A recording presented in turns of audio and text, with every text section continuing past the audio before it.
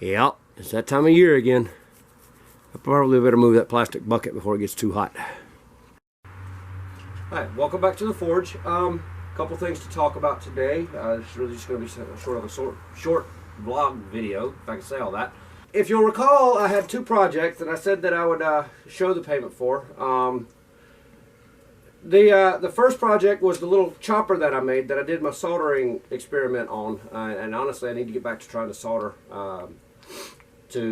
with my fit up and everything, and then doing the soldering after a decent fit up. But anyway, I've been able to deliver that that chopper by hand to the new owner.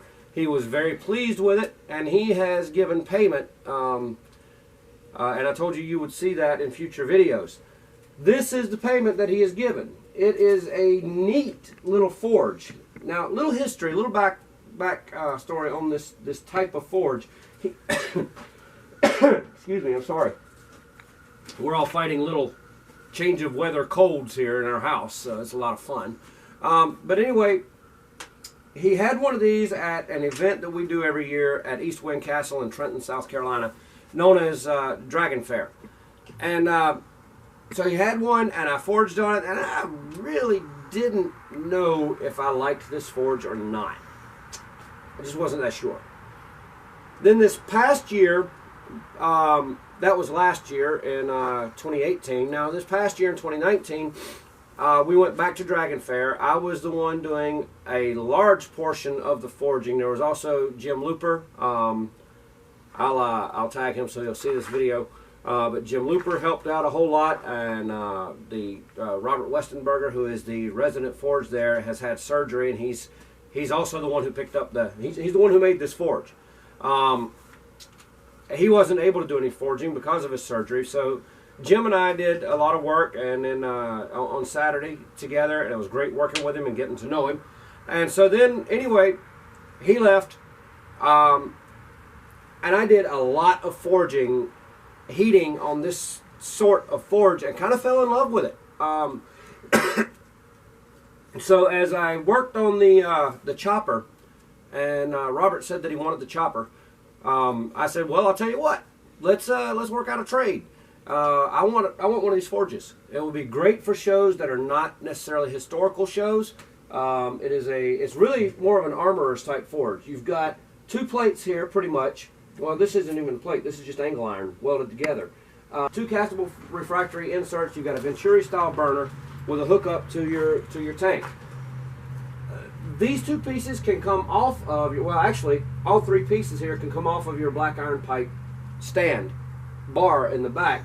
And if you want a taller piece, you can put it on a taller piece and just weight this down, make sure it's not gonna fall over.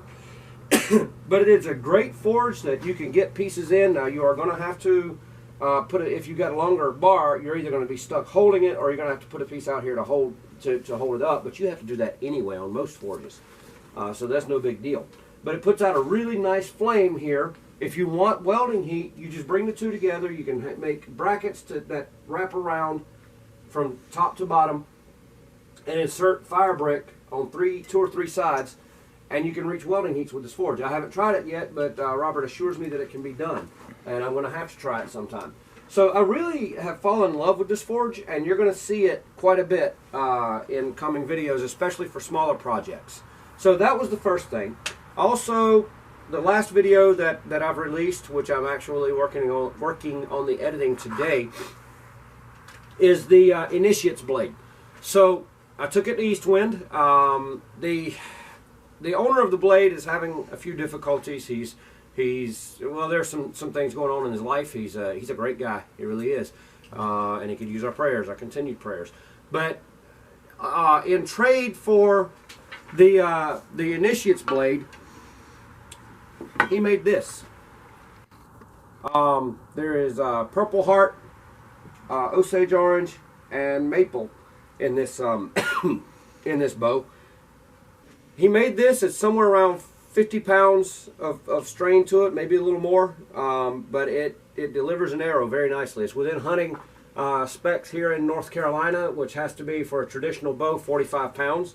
I'm going to have to get used to shooting it because I'm used to a lighter bow, and the shoulder is giving trouble because of bad hammer technique, which we've discussed in other videos. But yeah, I'm going to be spending this season. I don't have a hunting license this season. I'm not going to bother getting a hunting license by this time in this season. But I'll be practicing with this bow and ready for bow season next year when it comes out, when it starts. So yeah, I'm very happy to have the bow. It is a beautiful bow. It's beautifully constructed, and so I'm really happy to have it, and really happy to look forward to getting to know it far better than what I do now. So I'm really loving both of the payments that I've gotten for these two projects.